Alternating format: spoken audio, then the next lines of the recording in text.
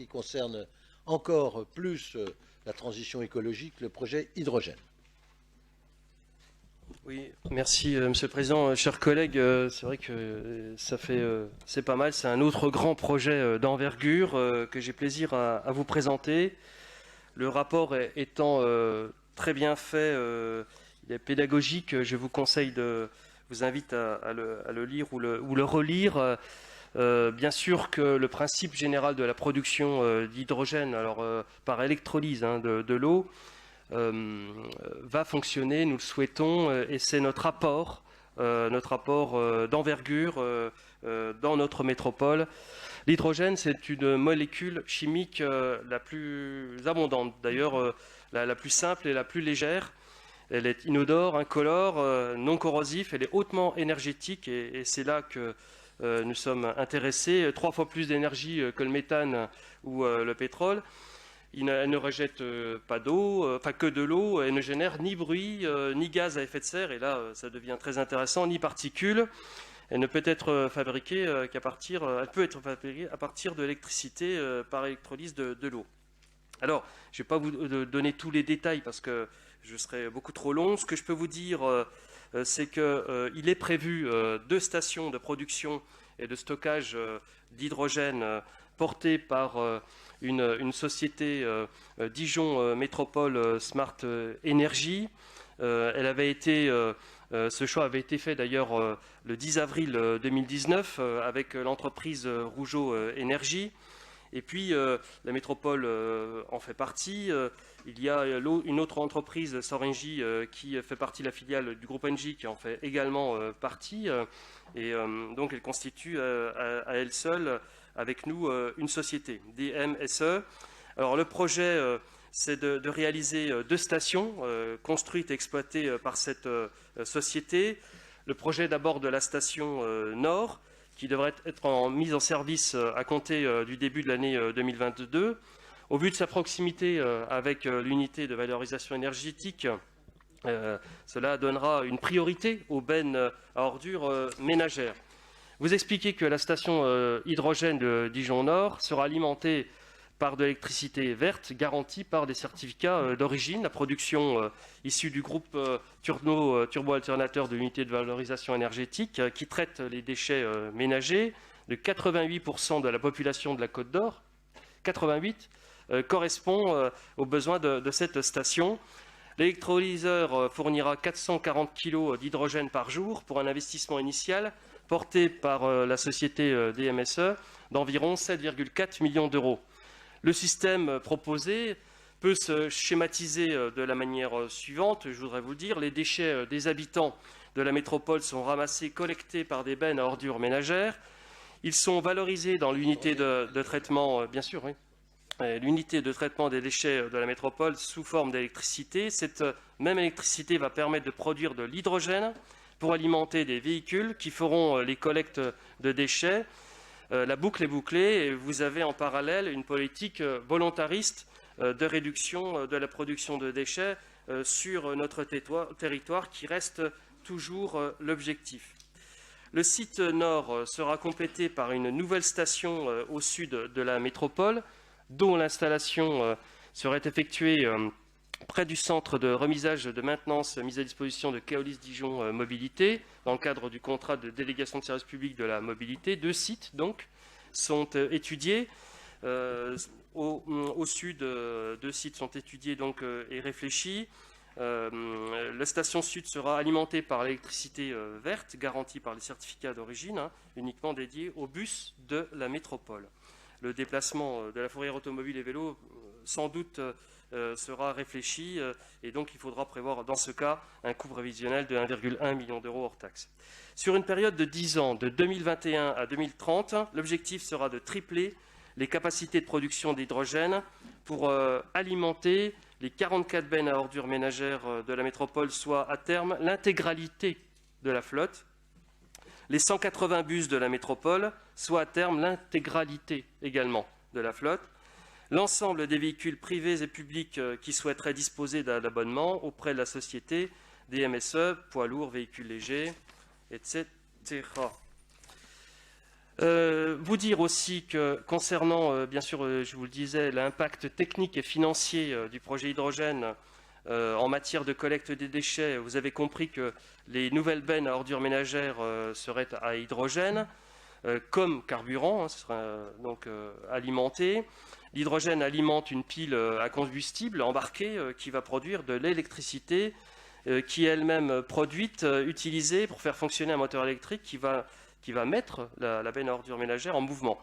L'hydrogène est stocké sous forme de gazeuse à une pression de 350 bars dans des réservoirs situés à l'arrière ou sous la cabine du véhicule selon les modèles. Et l'hydrogène est détenu à une pression de 10 à 15 bars avant d'être injecté dans la pile à combustible. Donc à ce jour, Dijon Métropole est propriétaire de 44 bennes à ordures ménagères roulant principalement au gasoil.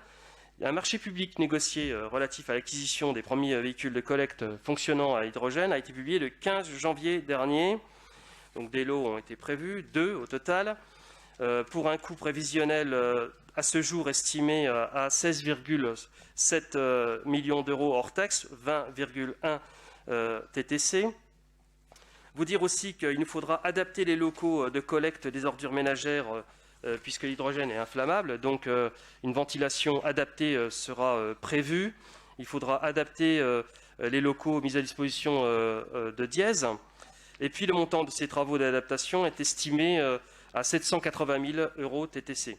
L'impact sur les charges d'exploitation, ce que je pourrais vous dire, c'est qu'en comparaison avec les prix actuels du gasoil, les surcoûts liés à l'hydrogène sont estimés sur la base d'une hypothèse de coût moyen de l'hydrogène à 12 euros par kilogramme, à 12 000 euros TTC par benne et par an, soit 865 000 euros TTC sur la durée du mandat et 264 000 euros TTC en année pleine jusqu'à 2026.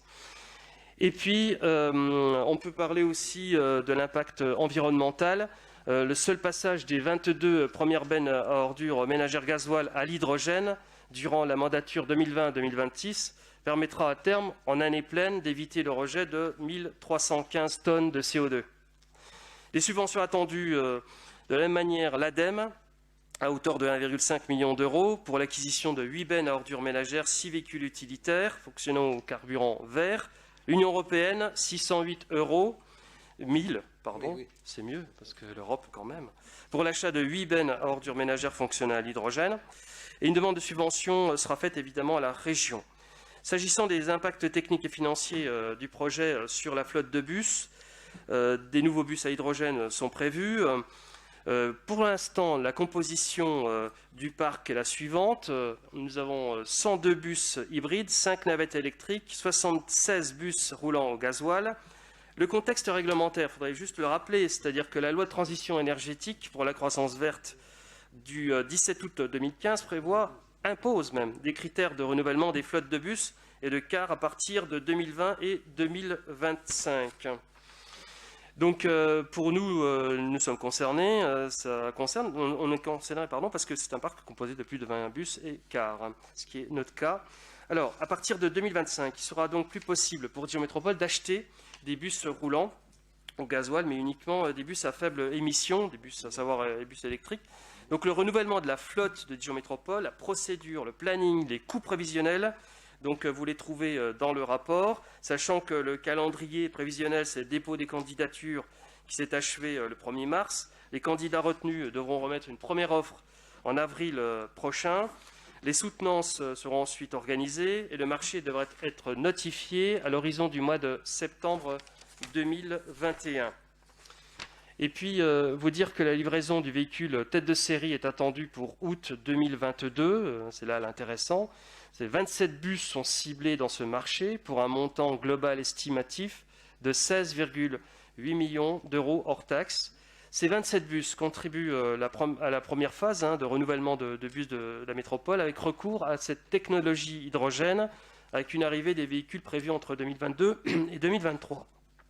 L'objectif sera progressivement de renouveler l'ensemble du parc de la métropole, vous l'avez compris, d'ici à 2030, soit un total de 180 bus. Sur la seule mandature 2020-2026, et en incluant les 27 premiers bus précédemment évoqués, le renouvellement du parc concernerait au total 27 bus standards, 28 bus articulés, 7 minibus. Le coût total de ces 62 bus, donc au total, véhicules, représente une enveloppe estimée à ce jour de 48,5 millions d'euros hors taxes jusqu'en 2026. Et la mise aux normes des ateliers du centre de maintenance sera bien sûr nécessaire. Le montant estimatif et indicatif des travaux s'élève à 850 000 euros hors taxes. Ils devront être achevés fin 2022. Autre coût d'investissement lié au projet, il s'agit du déplacement potentiel de la fourrière automobile et vélo sur un site à déterminer, 1,1 million d'euros hors taxes, pour la protection aussi du site. L'impact des charges d'exploitation en comparaison avec le coût actuel du gasoil, comme je vous l'ai dit aussi pour les bennes à ordures ménagères, les surcoûts prévisionnels liés à l'exploitation de ces bus est estimé à 2,2 millions d'euros hors taxes en moyenne annuelle sur la fin du mandat, sur la base du coût moyen de l'hydrogène, donc de 12 euros par kilogramme sur la même période. L'impact environnemental, il permettra d'éviter l'émission de 2864 tonnes de CO2 par an. Et puis les subventions attendues, de la même manière, l'ADEME a plus de 6 millions d'euros pour l'acquisition des 27 premiers bus à hydrogène, l'Union européenne, 1,8 million d'euros pour l'achat des 27 bus, et la région, bien sûr. J'y ajoute le développement de véhicules légers de service, avec un objectif cible de 15 véhicules d'ici à 2026, soit un total estimé à 600 000 euros TTC, subventionnés par l'ADEME. Pour ce faire, il nous faut donc la création de 2 autorisations de programme pour le suivi financier du projet, budget principal et budget annexe des transports publics urbains. Vous avez le total, l'autorisation de programme projet hydrogène qui relève du budget principal des bennes à ordures ménagères, des travaux de mise aux normes du centre de maintenance et l'acquisition de véhicules légers sont estimés à un montant de 21,4 millions d'euros TTC avec tous les crédits, de paiement indiqués annuellement. Vous avez une deuxième autorisation de programme que je vous présente du projet hydrogène qui relève cette fois du budget annexe des transports publics urbains pour les bus à hydrogène, les travaux d'aménagement, de mise en conformité du centre de maintenance et d'atelier. Voilà, vous avez également dans ce rapport l'échéancier prévisionnel de la participation de Dijon Métropole qui va participer, et c'est indicatif, pour un montant total de 2,4 millions d'euros. Elle fera des avances en compte courant d'associés pour cette société qui va produire et créer ces 2 stations au nord et au sud. Donc pour un total de 5,9 millions d'euros d'avances qui seront remboursés en fait au bout de 2 ans à chaque fois que ce sera demandé. Et vous avez le calendrier prévisionnel de toute opération donc, qui est bien sûr indiqué. Donc merci chers collègues d'approuver donc la création de ces 2 autorisations de programme pour un projet d'envergure.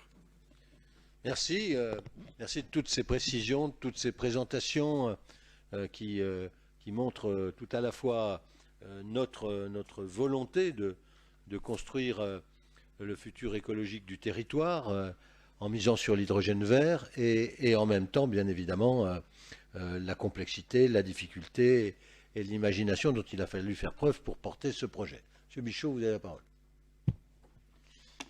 Oui, Monsieur le Président et chers collègues, je voudrais quand même revenir une seconde sur ce qui a été dit tout à l'heure, parce que malheureusement, ça ne contribue pas à nous éclairer, et je ne dis pas ça simplement à cause des ampoules LED, mais M. Almeida a déclaré devant nous tous qu'il n'y avait pas d'augmentation de l'autorisation de programme, que c'était simplement une modification de son cadencement.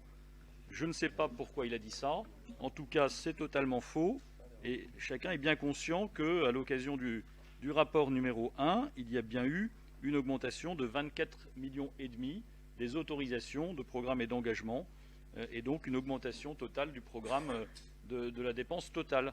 Et je pense que là-dessus, monsieur Almeida, je ne sais pas pourquoi vous avez dit ça, mais je pense qu'on pourrait quand même s'entendre sur le sens de ce qui est proposé au vote. Je viens maintenant au rapport sur l'hydrogène. Alors, vous confirmez dans ce rapport, Monsieur le Président, votre projet d'un basculement massif et accéléré de la flotte de véhicules de Dijon Métropole vers l'hydrogène, que vous qualifiez vous-même d'ailleurs comme un pari. Pour simplifier, vous souhaitez remplacer la totalité des 44 bennes à ordures ménagères et la totalité des 180 bus de la métropole par des véhicules à hydrogène. Vous le savez, nous en avons déjà discuté, nous ne sommes pas du tout opposés à une évolution vers l'hydrogène. Mais l'ampleur et le coût de cette opération nous interpellent. Et je souhaiterais poser ce soir 3 questions. La première, elle est budgétaire. Il s'agit de la plus grosse opération budgétaire de la mandature actuelle. C'est une somme, 73 millions d'euros sont prévus dans ces autorisations de programme, d'investissement. C'est une somme considérable au regard de la crise économique dans laquelle nous sommes rentrés, d'une ampleur sans précédent depuis la dernière guerre mondiale. Cette crise économique, nous l'avons dit au moment du débat d'orientation budgétaire, va réduire pour plusieurs années considérablement les marges de manœuvre financières de notre collectivité. Et d'ailleurs, souvenez-vous, au moment du débat d'orientation budgétaire et du budget, vous aviez dit « je souhaite surseoir au projet hydrogène en raison de ce contexte économique et financier dans lequel nous sommes plongés ». Je ne sais pas si effectivement l'évolution de la crise sanitaire depuis vous permet d'être plus optimiste. Moi, il me semble qu'au contraire, elle se prolonge plus que nous le craignons. Donc c'est une vraie question, Monsieur le Président. Que restera-t-il de nos marges de manœuvre budgétaires jusqu'en 2026, une fois confirmé, et ça vient d'être fait, la rallonge sur le projet Homme-Dijon, 24 millions d'euros, le rapport numéro 2, 30 millions d'euros pour le centre de tri, et puis surtout ce projet colossal de 73 millions d'euros sur l'hydrogène. Que restera-t-il pour d'autres investissements? Et les maires ici présents savent bien la difficulté qu'il y a, par exemple, à dégager d'ores et déjà quelques crédits pour des opérations de voirie. J'ajoute aussi en termes par rapport au plan de relance, que j'étais très étonné de voir que le sujet de l'hydrogène ne figurait pas dans les dossiers du plan de relance que vous nous avez fait voter en préambule de cette séance, dans le cadre du plan de relance avec l'État et le Conseil régional. Mais j'ajoute que tous les rapports que nous venons de voir, et en particulier les LED connectés ou l'achat de bennes ordures ménagères ou l'achat de bus à hydrogène, ne sont pas des projets qui contribuent à la relance économique du territoire. Ce sont des équipements qui, en général, ne sont pas produits sur notre territoire. En tout cas, si on en trouve, ce serait formidable. Mais donc, ce ne sont pas des dépenses qui vont directement contribuer aux entreprises du territoire. Ça, c'était le premier point, parce que finalement, nous avons ce soir un nouveau débat d'orientation budgétaire avec une tournure complètement nouvelle et qui obère nos marges de manœuvre financières pour les années à venir dans un contexte très tendu. Le deuxième point, c'est la question de la pertinence du choix de basculer à 100% dans l'hydrogène pour les flottes concernées. Au regard, bien sûr, du surcoût en investissement que représentent ces véhicules, mais du surcoût également en fonctionnement. D'ailleurs, on peut faire un parallèle avec le choix que vous avez fait de basculer à 100% en LED connecté dans le cadre du contrat Homme-Dijon. Tout d'abord, n'existe-t-il pas d'autre solution de bus à faible émission que l'électrique, qu'il soit électrique à batterie ou électrique à hydrogène, avec pile à combustible? Ne pourrait-on pas recourir à des bus au gaz dès lors que celui-ci est en partie d'origine renouvelable, ce qui est le cas de manière croissante, à Dijon comme ailleurs, avec le raccordement de nombreuses stations de méthanisation en cours d'installation dans les alentours? Au sein des solutions électriques, bus électrique à batterie ou bus électrique à hydrogène, ne faut-il pas retenir des plages de pertinence de ces deux modalités de bus électriques en fonction des lignes et des usages? L'hydrogène étant plus intéressant quand le nombre de kilomètres parcourus par jour est plus élevé. En gros, à 180 km par jour, vous n'avez pas intérêt à avoir un bus électrique à hydrogène. À 250 km par jour et au-dessus, vous avez intérêt à avoir un bus électrique à hydrogène. De nombreuses collectivités et métropoles se sont lancées dans des études de mobilité zéro émission pour établir justement cette comparaison précise sur l'opportunité de recourir à tel ou tel mode de motorisation. Nous commençons à avoir des retours de ces études, et on en aura d'autres, je pense, dans les mois à venir. Et il en ressort que le choix est rarement de faire, et même jamais, de faire du 100% hydrogène.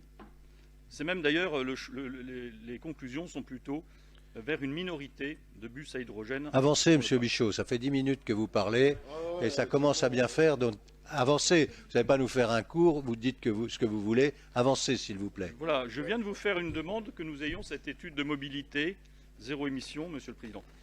Nous en arrivons au troisième point, c'est ce que nous attendions ce soir, c'est un rapport qui nous permette de faire un bilan coût-avantage de la solution proposée. Bilan écologique, bien sûr, mais bilan aussi financier. Le bilan écologique, effectivement, il repose sur l'intérêt en termes de réduction des émissions de CO2. Mais il ne faut pas oublier une chose, c'est que l'électricité qui va servir à produire l'hydrogène vient elle-même de l'incinérateur et qu'il faut se garder d'augmenter le volume de déchets collectés et d'incinération pour alimenter l'hydrogène parce qu'en fait, on perdrait d'un côté ce qu'on gagne de l'autre sur le plan écologique. Pensé, oui, bien sûr. Sur le plan financier, nous n'avons pas les éléments pour dresser un bilan financier complet. Je voudrais simplement dire sur ce point que nous avons très peu d'assurance sur les subventions. Seulement 7,7 millions d'euros aujourd'hui sont confirmés de la part de l'ADEME par rapport à un investissement de 73 millions d'euros. Et donc sur ce point, nous avons pour l'instant très peu d'assurance de subventions. Donc, en raison de toutes ces réserves qui portent moins sur le principe d'introduire l'hydrogène dans les flottes de la métropole que sur l'ampleur, le calendrier et le caractère systématique du renouvellement, nous nous abstiendrons sur ce rapport. Merci. Donc, ce que j'aime, c'est quand on apporte des éléments techniques nouveaux. Vous nous dites... on ne le produit pas sur notre territoire et tout. Le pétrole non plus, on ne le produit pas sur notre territoire. Hein. Je vous signale quand même que tous nos bus fonctionnent en moitié hybride et à moitié diesel avant, qu'on n'aura plus le droit d'avoir des bus au diesel et d'acheter des bus diesel à partir de 2025. Enfin bon, bref, nous avons fait ce choix pour faire de la métropole dijonnaise la première métropole, le premier territoire pionnier en France de l'hydrogène vert. C'est effectivement un choix volontariste et il est aujourd'hui absolument nécessaire si on veut agir pour la transition écologique. Et donc, voilà, revenir aux bus au gaz, se dire les bus électriques, vous pourriez développer sur le poids des batteries, sur les effets néfastes des batteries, on pourrait en parler des heures, on ne sera pas d'accord. Donc, nous avons fait le choix d'une technologie et nous y croyons. Et le gouvernement y croit aussi, puisque dans sa stratégie nationale de développement de l'hydrogène décarboné, il a doté ce plan de 7 milliards d'euros d'ici 2030. Donc, sauf si nous sommes tous à côté de la plaque, effectivement, il y aura demain des bennes à ordures ménagères et des bus qui circuleront à l'hydrogène et j'espère une flotte légère également progressivement. Et donc, d'ailleurs, le prochain appel à projet qui sera fait, le prochain appel d'offres qui sera fait sera lancé pour les bennes à ordures ménagères dans le cadre d'une massification que nous recherchons par la ville du Mans, qui va prendre la tête du deuxième projet, avec la ville d'Angers, qui n'a pas la couleur politique de la ville du Mans, ni la nôtre d'ailleurs, et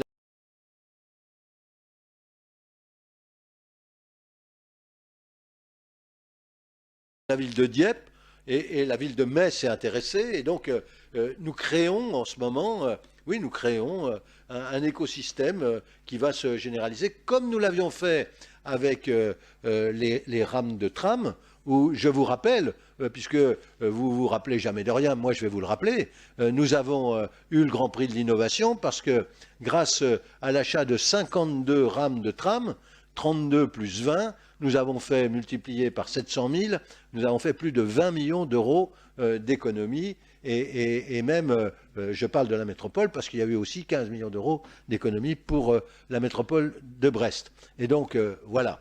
Donc vous avez tous les éléments. Alors là, vous ne pouvez pas nous dire, pas nous redire la prochaine fois, on nous cache quelque chose, on nous cache tout, on nous dit rien. C'est une chanson d'ailleurs. On nous cache tout, on nous dit rien. Je pourrais vous la faire, hein, mais c'est vrai, voilà. Donc on vous cache rien, on vous dit tout. Alors après, vous n'êtes pas d'accord, c'est votre droit le plus strict, c'est la démocratie. Mais on vous cache rien, on vous dit tout, on y croit, on avance. Merci. Une dernière intervention assez courte, M. Masson, parce qu'à ce moment-là, on y sera demain matin pour des dossiers que nous connaissons. Ouais, ça va être très court. Il y a deux choses que je voulais souligner. C'est que la première chose, c'est vous dites à juste titre que vous voulez une transition écologique avec nous. En fait, si on bascule pas massivement, c'est pas quelques tonnes de CO2 qui vont changer les choses. En basculant globalement, ça veut dire qu'on a un effet massif. Et on a un effet massif également sur la qualité de l'air, ce qui est quand même une des préoccupations que nous devons tous avoir. Et puis enfin, on pourrait envisager d'autres motorisations peut-être, notamment électrique batterie, mais ça veut dire qu'on augmenterait d'autant la taxe des ordures ménagères parce qu'évidemment la charge utile est beaucoup plus faible et il nous faudrait plus de véhicules, plus de longueur de tournée. Donc on a réfléchi, autrement dit, avant de se lancer. Et c'est ça qu'il faut retenir, on ne fait pas les choses au hasard. Très bien, c'est un choix, voilà. Et donc, nous avons même pu calculer le nombre d'allers-retours Paris-New York qui serait économisé en équivalent aller-retour Paris-New York. Encore une belle chanson. Oui, c'est la soirée, comme ça, ça vient tout seul, voilà. Sur ce rapport, y a-t-il des oppositions? Je n'en vois pas. Y a-t-il des abstentions? 1, 2, 3, 4, 5, 6, 7, 8 abstentions. Il en est donc ainsi décidé. C'est dommage que ça ne soit pas validé plus globalement. J'ai pourtant dit Angers se lance aussi. J'ai essayé. Bon, allez, on y va, on avance. Rapport numéro 4, on va être un peu plus rapide peut-être. En tous les cas, moi, je vous demande de l'être plus dans vos interventions. Monsieur Almeida. Cher José. Oui, simplement, chers collègues, je vous présente la décision modificative budgétaire numéro 1, avec